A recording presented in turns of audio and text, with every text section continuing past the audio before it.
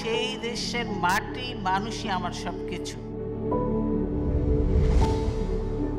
বর্ণমালা Romeo builders নিবেদিত হৃদয়ে খালেদা জিয়া। যে শূন্যতার কথা আপনি বললেন, এই শূন্যতা কোনোদিনও পূরণ হওয়ার নয়, কিন্তু এই যে জাতীয়তাবাদের পতাকা আজকে জিয়াউর রহমান সাহেবের যে পতাকা ছিলেন উনি উন্নত করার জন্য, সেটা খালেদা জিয়া ধরেছিল। আজকে খালেদা জিয়ার যে মানে স্বপ্ন দেখেছিল যে পতাকা, সেটা আজকে তারেক জিয়ার হাতে। ইনশাল্লাহ আমরা তারেক জিয়ার হাত ধরে এই শূন্যতা থেকে আমরা পরিপূর্ণ হব।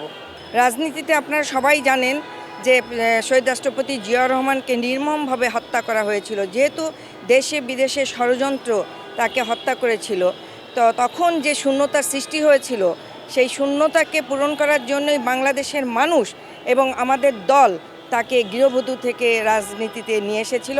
এবং তার প্রমাণ আজকে উনি দেশনেত্রী না, আজকে জনতার নেত্রী না, উনি মানবতার নেত্রী হিসাবে অনেক উপরে উঠে গিয়েছেন। তার মৃত্যুই সেটার প্রমাণ। অবশ্যই অনেক কণ্টকাকীর্ণ ছিল এই একটি পরিবার, যারা শুধু বাংলাদেশকে দিয়েই গিয়েছে, জাতিকে দিয়েই গিয়েছে, তারা কোনো দিন এখান থেকে কিছু নেয়নি।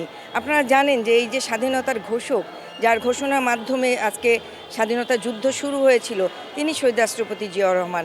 তারপরে সেই যে মানে তার মৃত্যুর পরে, তাকে হত্যা করার পরে দেশ যে ক্রান্তিকাল শুরু হয়েছিল, সেখান থেকে কিন্তু দেশের শুধু এই এশিয়ার মধ্যে সর্বপ্রথম নারী প্রধানমন্ত্রী হিসাবে উনি অধিষ্ঠিত হয়েছিলেন।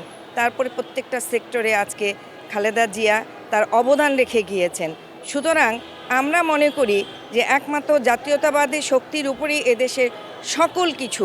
আর পাশাপাশি আপনি আরেকটি কথা বলেছেন, আরেকজন নেত্রীর কথা। আমরা জানি তার অতীত যে ৭৫, তার প্রমাণ যে ৭৫-এ যখন শেখ মুজিবুর রহমান নিহত হলেন, তখনকার জানাজা কিংবা তখনকার আজকে বেগম খালেদা জিয়ার সেই কফিনের পিছনে অনেকে লিখেছে সমগ্র বাংলাদেশ। ঠিক তেমনিভাবে শহীদ রাষ্ট্রপতি জিয়াউর রহমান যখন স্বাধীনতার ডাক দিয়েছিলেন, তার পিছনে সমগ্র বাংলাদেশ ঝাঁপিয়ে পড়েছিল। আর আজকে সেই শেখ মুজিবুর রহমানের যে উত্তরসূরি দেশ থেকে পালিয়ে গেছে, বাধ্য হয়েছে, জনগণ বাধ্য করেছে।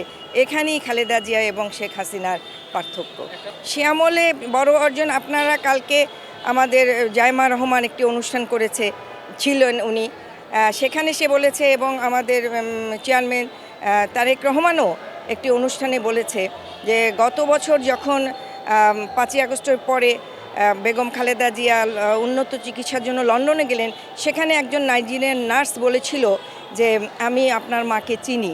কিভাবে চিনে? বলে আজকে থেকে ৩০-৩৫ বছর আগে উনি যে শিক্ষার জন্য অবৈতনিকভাবে গ্রামে গঞ্জে যে শিক্ষার আলো ছড়িয়ে দিয়েছিলেন, সেটি কিন্তু আজকে নাইজেরিয়াতে আমাদের সরকার প্রতিষ্ঠিত করেছে, এবং তার মাধ্যমে আজকে কিন্তু আমি শিক্ষা গ্রহণ করে আজকে এখানে একটি নার্স।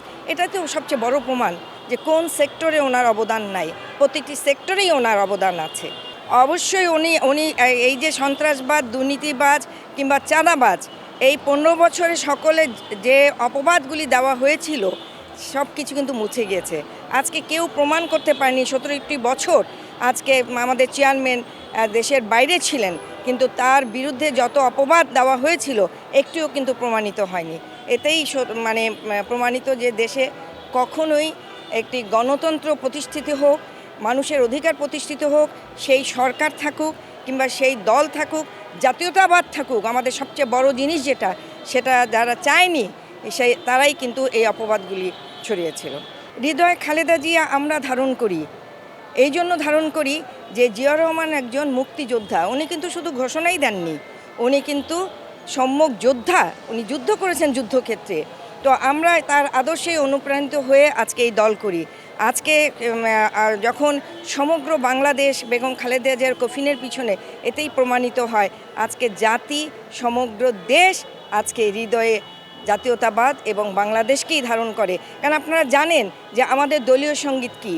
আমাদের দলীয় সঙ্গীত হলো প্রথম বাংলাদেশ আমার শেষ বাংলাদেশ, এবং আমাদের চেয়ারম্যান তারেক জিয়ার স্লোগান কি? সবার আগে বাংলাদেশ।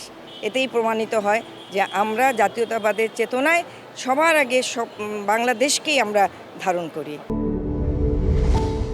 বর্ণমালা রোমিও বিল্ডার্স, জন্মই যার সৃষ্টিতে।